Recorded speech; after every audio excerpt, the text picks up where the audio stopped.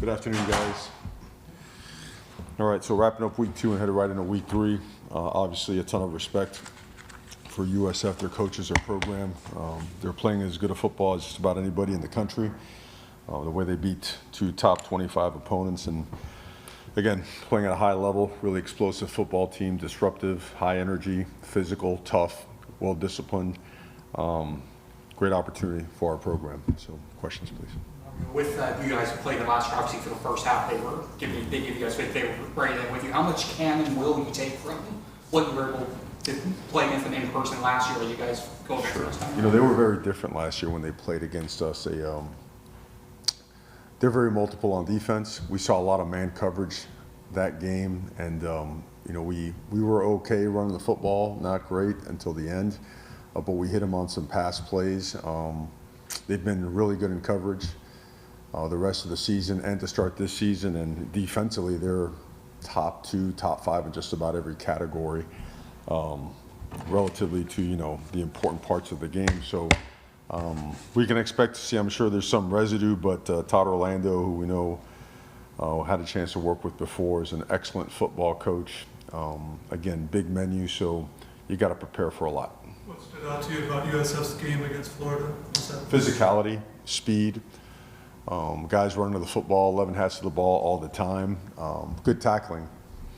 Aggressive corners, guys that could play man coverage, but come up and force tackle, could played multiple coverages. Pressure, disguise pressure, a handful of stuff that you have to really prepare for. I know you look at just what's in front of you. I get that, obviously, and respect it. But the storyline for the next 3 weeks is going to be the same. It's an in-state team that you beat pretty badly last year. It's going to be the same story next week and then the game after that. When you saw the way the schedule sort of broke, did you start prepping what the messaging would be? Because you know what's being said in the other locker rooms for the next 3 weeks. You know this game's going to mean a lot more than it even ordinarily would, with it being a state rivalry game, just because of what happened last year. I think anytime you step on the field, the game better mean more to you than it does to the other side, you know, regardless of what that logo looks like or whatnot. And that's always the best way to respect football. We're firm believers in that. For us, you know, you look at games past, and that game in particular, the score there might have been separation in the second half, but that game was a lot closer, and that game is so far in the past in terms of personnel, schematically, what both sides are evolving into and what have shown this year so far, that we don't. Of course, you always watch film because you want to feel for personnel and some tendencies or whatnot, but it's a very different game in 25, and so we're looking forward to the opportunity. Mario, you mentioned JoJo after the game on Saturday, and then Hayden Lowe on the radio this morning. Just you said Hayden Lowe may be out for a little while, but do you anticipate JoJo, Armando Blunt, and Jordan Lyle being ready for Saturday? Yeah, I expect JoJo, Lyle, and Blunt. Hayden Lowe will now be out for the season. His injury is a little bit more significant than what we thought, so you know, he'll come back strong and he'll be ready for spring football, but he will be out for the season. Or the disappointment for Hayden, I know you guys are excited the spring result, and it's got just disappointing for him. Man, that guy's got an unbelievable future, tremendous upside. He is physical, he is strong, he loves football. He's young, you know, he makes his mistakes like anybody else, but yeah, we were looking forward to playing him a bunch, and he got banged up a few weeks ago and really tried to come back, and it didn't work out. So finally, a decision was made that we gotta start getting him ready for spring football and for the rest of his career here. What challenges Byron Brown pose? You know, I think what doesn't get talked about enough is the fact that I think he leads the country in most consecutive passes without throwing an interception, and he could throw it all. I mean, the deep ball is phenomenal, deep ball by him. The quick game, the intermediate game, the off-script plays, hard to contain, hard to bring down. He combines the best of both worlds of the college, you know, modern day quarterback. So, and he's a big dude too. He sees the field really well. I don't think he ever gets phased. I thought he put an exclamation point on one of his plays against Boise when I mean, he ran through, you know, he came free on that one particular scramble, and he could have glided into the end zone, but he made it a point to go and put a hit on the defender. So he's a winner. and he's tough, and he's physical, smart, so great football player. Mario, two guys on defense. Marquise Lightfoot, what have you seen from him these past couple games? Seems like whenever he is out there, seeing them generate pressure and whatnot. And then Keontae Scott, what he's been able to do in the those first 2 games. Yeah, Marquise is really coming on, really getting some valuable snaps. Very versatile, great pass rusher, playing well against the run.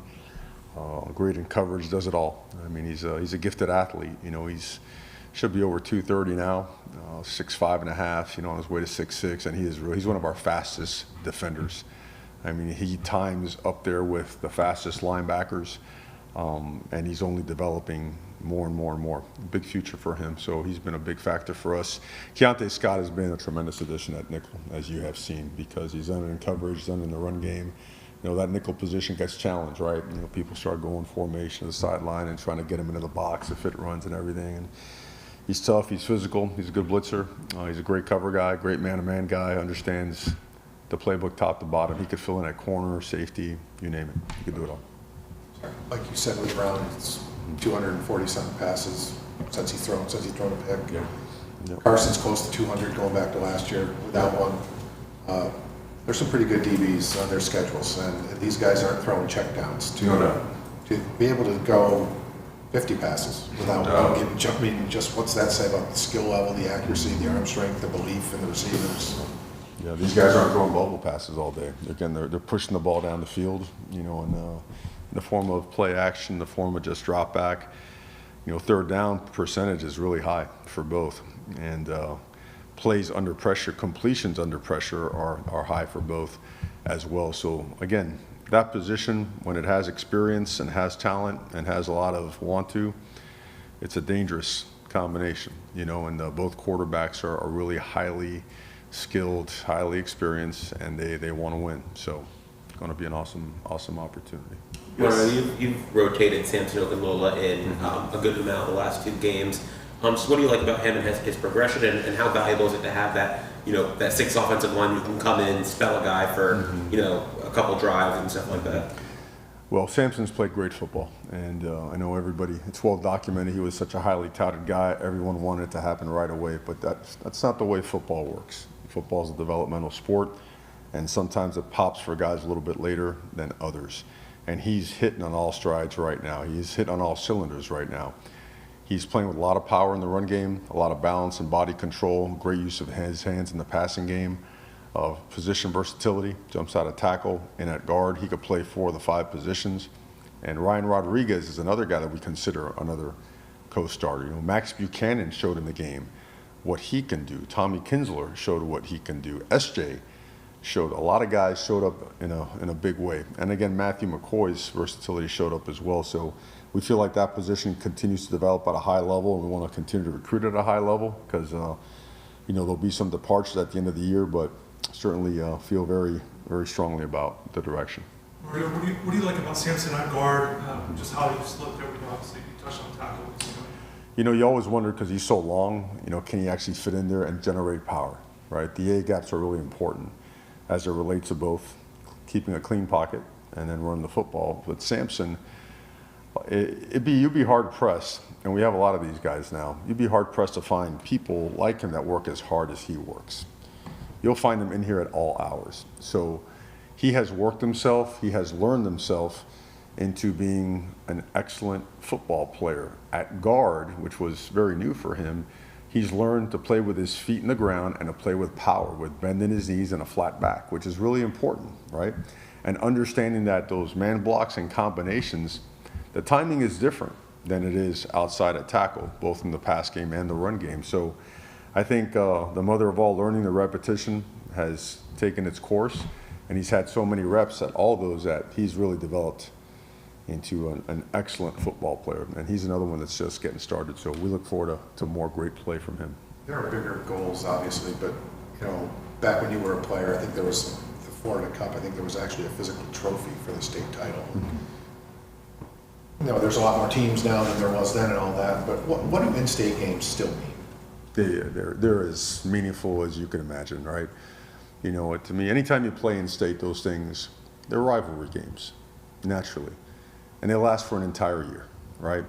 So the fan bases, the alumni, they're all juiced up. The energy brought to the stadiums is awesome. The intensity on the field is felt right away and through the game. And in rivalry games, you know how those go, man. You're never all the way in it, never all the way out of it, right? You've got to play all the way 4 quarters, 60 minutes until that clock says 0 and overtime if necessary. So certainly a lot of energy behind our program, momentum behind it.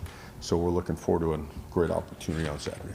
Their offensive line, USF's, a lot of guys that started at the P4 Yes. level. Mm-hmm. Do those body types show up when you watch them? Their Absolutely. physicality, was that a big part of their recent game here? I thought their physicality was very evident, and on a couple instances. Number one, the way they finish blocks in the run game, and the way they just move piles. You'll see a lot of stalemates sometimes, and you'll see 3, 4, 5 bodies come in there, sink their hips, and move the pile. You see them in the screen game getting downfield. All of them, tackles, guard, center, getting downfield and knocking people around. You don't see them standing around at all. They're always active. They're always moving. A lot of respect for them. They're going to chase you. They're going to chase you, and they're going to finish you. It looks like it's a really good O-line culture. Mario, with Wesley, just your thoughts on the play itself. Do you have a conversation with him about the need that he's got to be on the field, obviously, especially with what's coming up moving forward? Do you have that with a guy like that? You do. It's all teaching moments. I mean, we really want to play a physical brand of football, and I don't think anyone can convince anyone that Wesley was trying to harm anybody or bring harm upon himself. It's ball. Bodies fly around. There's different angles, right? Sometimes the head goes down a little bit more than others, and helmets collide. And there was a day and a time where that used to be considered awesome football, and now you just have to be a little bit more technical and make sure the crown of the helmet isn't something that's used in a launching manner, because they're gonna tag you, and it stinks because he works his tail off, and that guy wants nothing more than to play great football on Saturday. So lesson learned, and we move on from there. You got Bert some opportunities this week. He had a couple touchbacks as well. I think you're like 12 for 13 on touchbacks on kickoffs. Just one, how good is it to get Bert some work, and two, when you know that you can start a team at the 25, knowing that it's going to be a touchback. Well, those two guys have been awesome. As competitors, both fighting for the job, and we feel good about either one of those guys being in the game. They've been extremely valuable in that department as any. I mean, kicking the ball 9 deep or out of the end zone most of the time. I think we've had one returned on us, and we tackled it inside the 15-yard line. So it's a great example of just trusting your eyes in recruiting and evaluation, because I don't know how highly touted they were or they weren't. I don't really follow that stuff, but I know that we trusted what we saw in film, and then having a chance to sit with them, see their processes, what they do, how they do it. We felt strongly that they could be really great players for us. And it's only 2 games in, there's a lot to, but big kick game 1, and certainly some really impactful kicks in game 2. Something we got talked a lot about in the week going into Bethune, and probably should be again this week. You've got a room full of wide receivers that all want the ball, but they're obviously very willing to block. And you can tell them to do it, but kids have to want to do that. For that group to have that sort of buy-in, I don't want to ask if you're surprised, but just how fortunate is it that it appears to be very contagious in that room that you're going to block, or else? Yeah, mandatory is contagious, I mean, it's so it comes with it. I mean, you better do it. You better do it. It's got to be team first. And you know what they see too, that it's going to be demanded of them at the next level as well. And you're physical or you're not, and if you're not, they're going to find you. Somebody's going to find you. They're going to expose you. And if you can't display a willingness to hit and take a hit and get right back up, it's just not going to work. So proud of the way that they've approached this in an unselfish manner. The ball has been spread around enough where everyone's touching it at some point in time or another. But it does start with really, really good leadership, and I think C.J. Daniels has been excellent for that room. I mean, he's as fun and as professional as I've been around. Really has. So glad to see him get off to a good start. I know he's excited. He wants to keep getting better and help his teammates get better, and that's one way he's doing it. DeMarcus Van Dyke was on your staff for a couple of years when you got here. I was just coaching DBs at USF. Just what are your thoughts on him as a coach, as a person? did a nice job when he was here. You know, he was in an analyst role while he was here, and he was a great player while he was here at the University of Miami. So, tons of respect for him and his game. And obviously, last week in the NFL, you had Jalen Carter, spinning towards whatever the situation was, a player, and then obviously that happened again in the USF Florida game. Have you talked to the team about just not getting caught up in the moment, doing something that could hurt the team like that? Every day, every single day of our lives, man. I mean, it's not like who knows? Like, who knows the interaction, the verbal exchange in that moment and what led to that? But I'm sure it was enough to drive someone through the roof. Well, I mean, I don't judge it because I don't coach on any of the teams that were involved in that. But in terms of us, we've had our moments in the past that make you want to, I'll stop there. And now I think we've seen probably a half a dozen examples where our guys have restrained themselves for the betterment of the team. You saw in game one how a receiver blocking his tail off gets his face mask yanked, push. One guy gets punched, and he backed off, or another guy got there to grab him before, hey, don't, your best form of retaliation is to go have success on the next play. And as long as we can keep doing that and put selfish penalties aside, because look, now every single game we play is a playoff game for everybody in college football. So if you are a hothead, if you are easily mentally manipulated, people are going to find you, Heck, I tell all the time, the NFL scouts come out here. I'm out here to practice all the time. They look for guys that understand composure, right? And playing football the way it's supposed to be played. So there's a lot to be learned from that example. You just don't ever want to feel the consequences of it. You'd like to be able to learn that by, the misfortune of someone else. Marty, you mentioned Todd Orlando. It's been a while. Mentioned who, I'm sorry? Todd Orlando. Yes. It's been a while since you guys worked together, but how has he evolved through the years, and how similar or different is he today than he was when he worked for you? Yeah, Todd's as good of a professional as you'll find out there as a human being and as a coach. Just a high-level teacher, extremely intense, and he's got a big menu. He's done it a bunch of different ways. He's done it with odd fronts, four downs, bare fronts. He's played multiple coverages, disguising. He's brought heat. He's played base. I mean, his background is extensive, and he's had success everywhere he's been. It was always an honor working with him. Back at FIU, back in the day, he's an excellent coach, excellent human being. Anything else, Coach?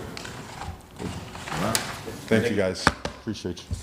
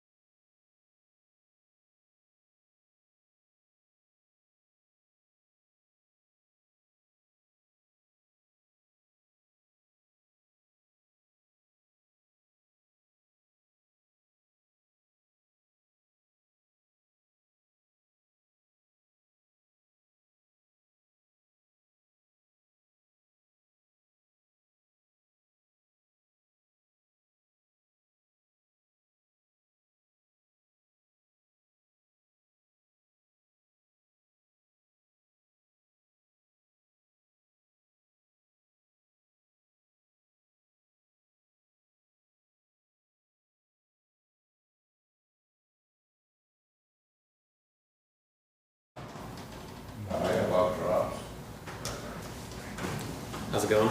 What's up, guys? Do you have any questions for offensive coordinator Shannon Dawson? Danny, we were talking to Mario a little bit about Todd Orlando, who once worked with him back in the day. Yeah. He's been a lot of places and for a lot of years and has, done a lot of things defensively. How do you prepare to face his defense as it exists today? I mean, I think it's a little bit different every year. I mean, he evolves year to year, which probably keeps him where he's at. He really gets his guys to play hard, which is probably either half the battle or more than half the battle on defense. And so they're a highly motivated bunch. They play really hard inside. They fly to the ball. They're a little bit different than they were last year schematically, just slight adjustments. But he does mix up a lot of coverages. Like he'll go cover 2 at odd times and do some zone pressures at odd times. So he does some things to mix up the coverage that'll keep a quarterback on his toes for sure. So does that make it significant to have a quarterback like Carson who can be so? I think, yeah, I mean, you'd rather have that than the alternative, obviously. And so, yeah, I think, keeping things fairly simple for the quarterback where his eyes are in the right place and his mind's clear is important. But, he's played a lot of ball, and Carson watches a ton of film. And so we'll be prepared for it, I feel. I think we may have asked you about it last week, but Sampson getting in and rotating Yeah. the last 2 weeks, just to see his growth, to see him being able to finally crack the line, just what does that mean and what is he showing you over his first I mean, it was the same in camp, really. You could tell, people start clicking at different points in their career. You could tell during camp that Sampson has been taking huge strides, and those games reps he's been getting are obviously huge. Same with a lot of young guys. I mean, we got to play a lot of young guys Saturday, which is great, and they had a lot of good quality reps in the game. And you can see that we have a lot of young guys that are talented that just keep needing to develop, get 1 week better. I mean, at some point we're gonna be relying on those guys this year. Relying on Sampson already, obviously. I'm talking about other guys. You talked about it at length last week. How did you think the wideouts graded out just in terms of the blocking? It was the same. I mean, we had one holding penalty. Malley had a holding penalty, and it was a holding penalty, but he can learn from it. And but overall, I mean, in the run game, they're putting hats on safeties and being physical. In that game particularly, we knew that there was going to be a lot of things spit out on the perimeter just by the nature in which they played defense. So, and those blocks are a little more complicated because in space, you can get a holding penalty if your technique and your effort isn't where it needs to be. But for the most part, we did a great job blocking on the perimeter. And they take ownership in doing the dirty work. They really do. I mean, they'll talk more about the blocks than they do the catches, which fires me up. Is that, I'm going to presume that's rare. Very rare. I think that who we are as an offense kind of breeds it because, when we start practicing against the defense, we're not a huge RPO team. We're not gonna sit there and throw glances when we run the ball. We're gonna block safeties, and then we're gonna play action off of that and do stuff like that. So, we start from day one that hey man, this is who we are. This is our identity.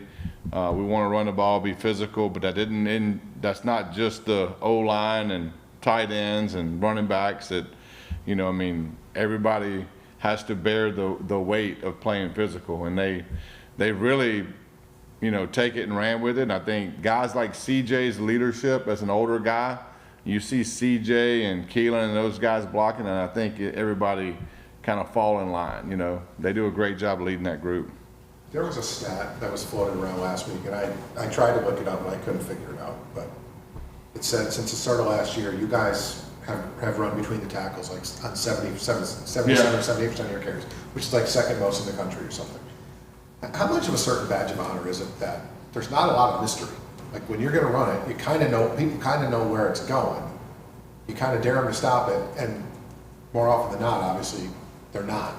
Well, I mean, I think that we're built very physical up front. We're big, so we can move people, and so our bread and butter run game is running at you. Now we do run wide zone and some things to get the ball on the perimeter, but the one thing that I look at is all those balls that get spit out on the perimeter are run game. Like, all those count as hitting the defense at different places. So sometimes the run might be up the middle, and if Carson spits it out to Mally or to CJ or to Ray, then that's a perimeter run game, you know? So the ball doesn't necessarily have to be handed off when we call it. I mean, if they got everybody in there, we can spit it out on the perimeter too. So all that stuff matters, you know? I mean, if you look at run game hits, you know, a lot of times in run game, it does hit up the middle. A lot of times with duo particularly, that ball spits out a lot of different places. That's the beauty of duo, in my opinion. You have to get Maribal to give you a dissertation on it, but duo is a play that can hit backside B, can hit down the A, or can spit all the way out to the C and D gaps. And so the ball might get started down the middle, but that particular run play, which is a run that we run quite often, can get spit anywhere. And so that's why I like it, because based on how the D line and linebackers fit, the ball is going to go one of probably 4 different places. And it isn't just an A gap run. I mean, the run that Pringle scored on bounced out to the B gap, and they blocked the safety and it scored. Well, technically that was, you know, an A gap run call, but that thing spit all the way out to the B gap. If it can go 4 different places, shouldn't we call it something other than duo? Probably. It's just, I don't even know why it's called duo, to be honest with you. I just know that that's what it's called. Shane, you talked about the depth in the receiver room and how you liked how much you guys had on the depth chart. I think it was 10 different guys caught passes from Carson before you guys were out second unit. And just to be able to see that on display, to see how many options he has and him starting to build chemistry in game settings with multiple guys. Yeah, I mean, I've always believed that the key to offense is spreading the ball around, you know, where the ball isn't going to one guy all the time.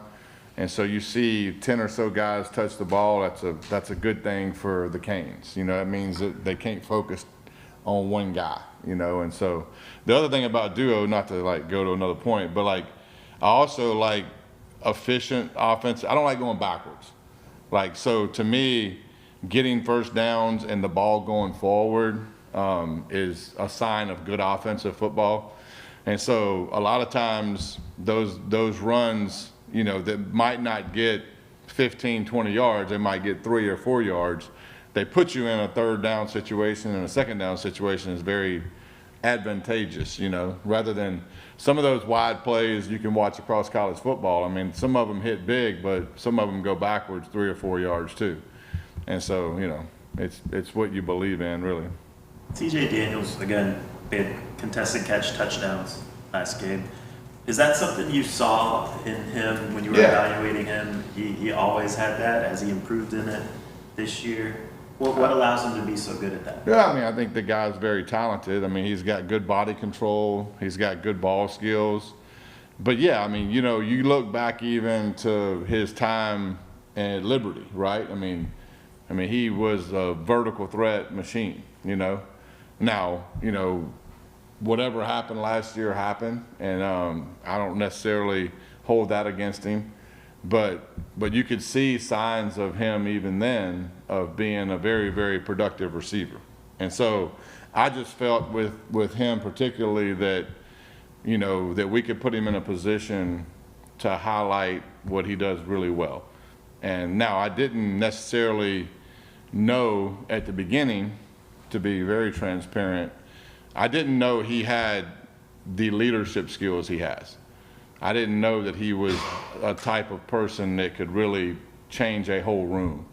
You know, just with his mentality and his personality and charisma and the way he carries himself, I had no idea that that was going to be the case. That was kind of icing on the cake with him a little bit.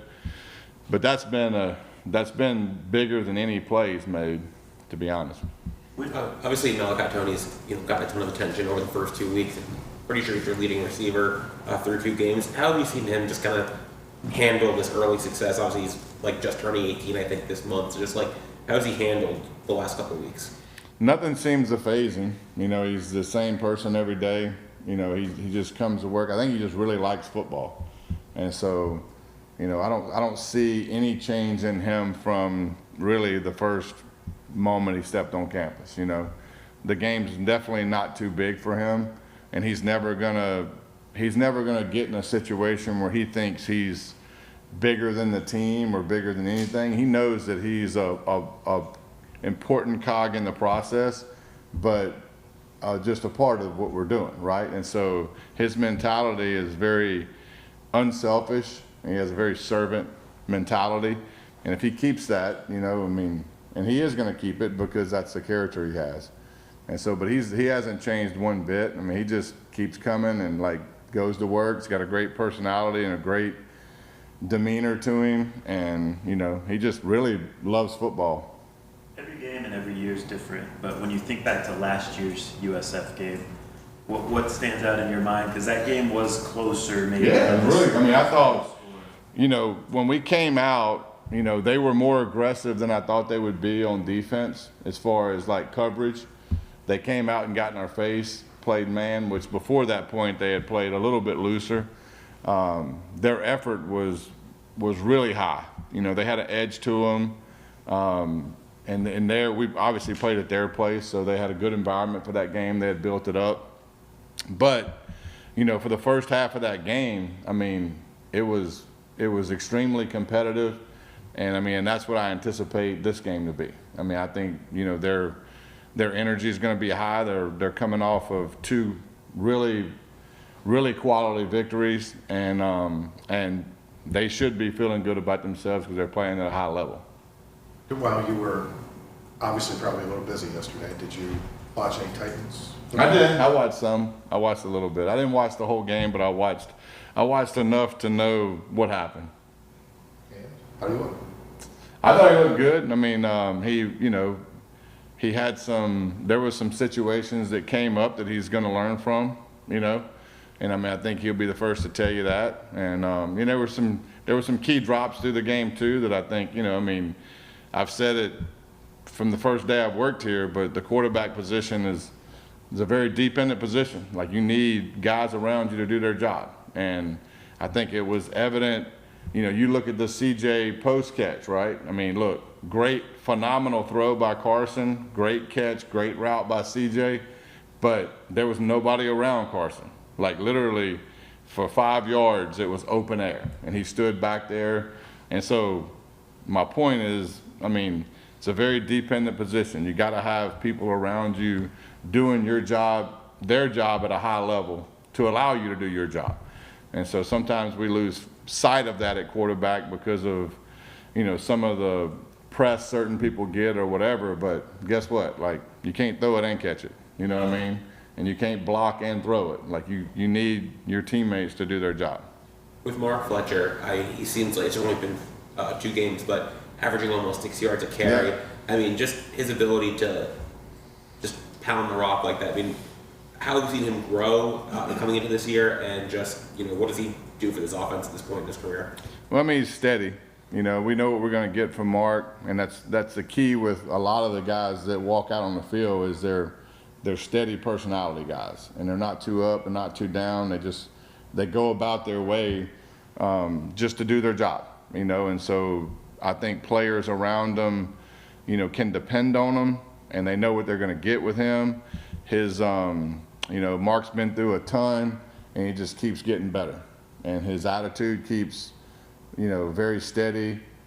Just a unbelievable character kid, but you know, he's always there when you need him, and he's built to run duo. What? Quad? That's what you're gonna start calling it? I'm with that. You have to get with Mariball about that. Like, I mean, he might. Duo it is. Yeah, duo it is. Sticking with the same group, Jordan Weil, Mario said, is hopefully going to be back this week. Yeah, he's back.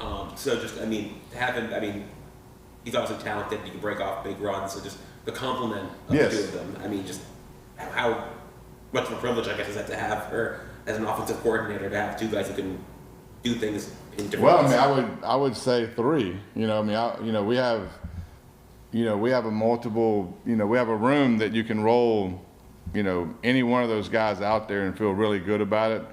And as you can see Saturday, we have some young guys that are really talented too. And when it's their time to play, they'll obviously showcase that. But the 3 guys that we're riding with, you know, the most, I mean, honestly, you could pick one out of a hat and put him in a game, and I feel as comfortable with one of them as I do with all three of them. And so, and they all root for each other. And so it's a good room, and it's a room that needs to be deep because of the nature in which we play. Have you done that? Have you picked one out of the hat? Just, hey, you're gonna strike. I let Matt do that. It's pretty clear that Carson and Malachi have good chemistry already. Yeah. How much extra work are they doing outside of practice, after practice, et cetera, to establish that chemistry already? A lot. I mean, through camp, it was a lot. Now it's a lot of, they watch tape, like that group watches tape together. So when we practice, they'll watch it together even before we watch it with them. And so Carson will be in there and just like any subtle changes that like, hey man, I really need you here on this particular concept or whatever. And so that's the rhythm of the week now, is more so of them meeting together. Now they will, you know, if we have a practice and a couple balls don't get completed on a certain concept, they'll stay out there and work on that. But we have to be conscious of kids' legs too, you know, I mean, they can only run so much during the week. And so the rhythm of the week is more so of them finding time to meet together. But that did exist throughout camp. Obviously, we were trying to make up time because of Carson not going through spring. And so there was a certain rapport that he had to create with those guys because of just the injury and coming off of injury and not being able to throw as much in the spring. And so that needed to be heightened up a little bit through camp for sure. Anything else? Great, thank you, Coach. Appreciate it, guys. Thank you.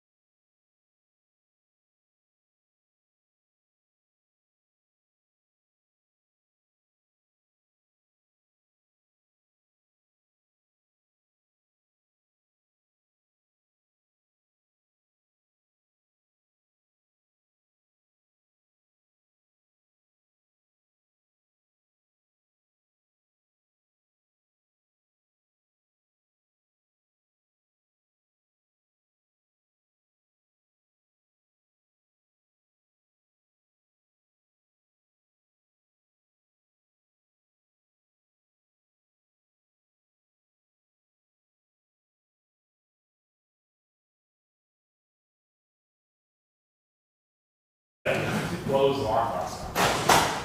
How's it going? Good, how you guys doing Any today? questions for defensive coordinator Corey Hutt? Corey, you've had great success through your career as a coordinator in slowing down, stopping, running quarterbacks. And I imagine you're calling on that a little bit here as you prepare for this game.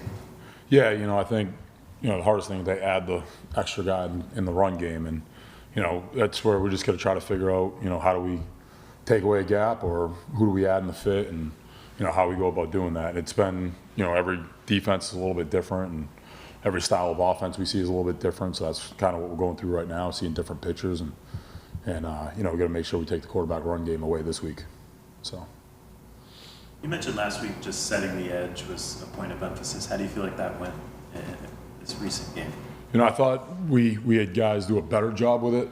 And then I thought at certain situations, I thought that's where the bigger plays got out on us. I thought there was one time, to the boundary, they were in like a cluster or a bunch to the boundary. We didn't do a good job setting it once or twice. And, it was kind of on linebackers a couple times this weekend where we got to do a better job with our hands. We got to, knock it back and we got to be able to put it back inside to where our help was or our support on those specific calls.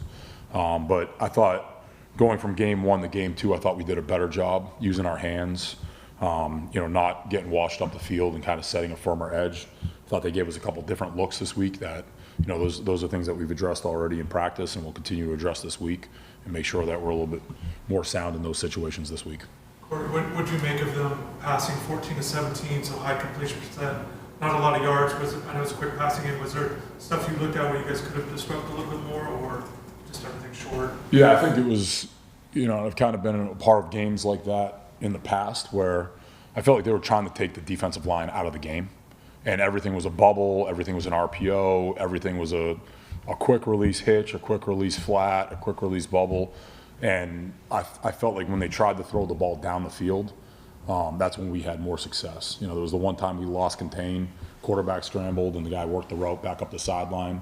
I think they hit like a 21-yard gain on that. Down the stretch in the red zone, they tried to take a couple shots at the end zone, and then, the one series, I think it was like a 3rd and 10 or 3rd and 11, we got the sack strip when they tried to drop back pass. But I felt like everything was just quick, easy completions, RPOs when they had access. And when they didn't have the access, they were handing the ball off or going quarterback run. So I think that's why we saw the high completion percentage. And I think our guys did a really good job of swarming and playing fast to kind of keep those from being, more explosive plays. Mario said Armando Blunt should be back for this week against USF. So he played, I think I got like 25 or so snaps against Notre Dame. What have you seen from him? Obviously, he's still really young for a college player, let alone a sophomore. What have you seen from him? Yeah, he's, you want to talk about like how physical he is, he's detailed, he does his job every single play. He's a guy that has a major role in our defense at multiple positions. He can play outside, he can play inside in packages. He's a guy that, he's a major contributor for what we do and kind of how we're built. And, we're looking forward to having him back this week. Ruben's had 2 stellar games to start the year. I mean, when you came in here, started coaching him back in the spring, what was maybe something that, I don't know if surprise is the right word, but what stood out about his mentality and his work just since you got here? Yeah, I just think it's his drive, his work ethic, how he goes about his process. And it's, to me, it's no surprise how he's playing on Saturdays or on the weekends because of how he goes about his weekly process.